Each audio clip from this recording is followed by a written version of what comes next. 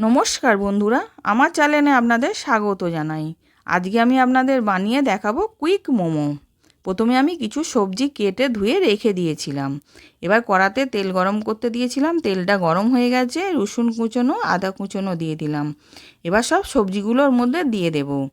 বাঁধাকপি দিলাম, গাজর দিলাম, পেঁয়াজ দিলাম, দিয়ে ওর মধ্যে নুন দিলাম, স্বাদ অনুযায়ী নুন দিলাম, দিয়ে ভালো করে ভেজে নেব।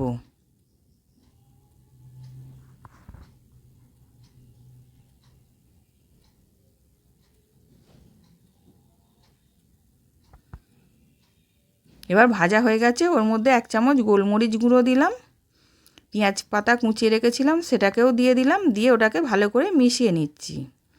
এবার মেশানো হয়ে গেলে আমি ঠান্ডা করার জন্য রেখে দেব নাবিয়ে। এবার হাফ বাটি আটা, 1 বাটি ময়দা, নুন দিলাম, ময়ামের জন্য সাদা তেল দিলাম, দিয়ে ভালো করে মিশিয়ে নিচ্ছি। মিশিয়ে নেওয়া হয়ে গেছে, এবার জল দিয়ে একটা ডো বানিয়ে নেব। এবার ডো বানানো হয়ে গেছে, আমি লেচি কেটে নিয়েছি, নিয়ে এবার আটা গুঁড়ো দিয়ে এবার আমি বেলে নিচ্ছি। খুব বড় করে পাতলা করে বেলে নেব। এবার বেলা হয়ে গেছে, আমি গ্লাসে করে গোল গোল শেপের কেটে নিচ্ছি।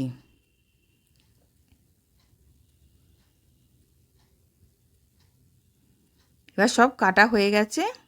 এবার ও থেকে আমি একটা তুলে পুরটাকে দিয়ে মাঝখানটা একটুখানি চেপে দেব, দিয়ে মোমো রেডি হয়ে যাচ্ছে। এবার ওরম করে আবার একটাকে করে নিলাম, পুর দিয়ে মাঝখানটা একটুখানি চেপে দিলাম, দিয়ে ওরম করে সব করে নিয়েছি।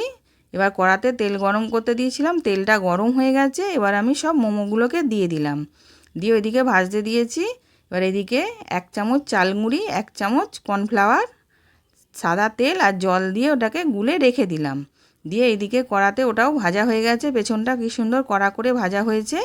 এবার আমি ওর মধ্যে ওই কর্নফ্লাওয়ারের ওই গোলাটা দিয়ে দিলাম, দিয়ে চাপা দিয়ে 5 মিনিট রেখেছিলাম।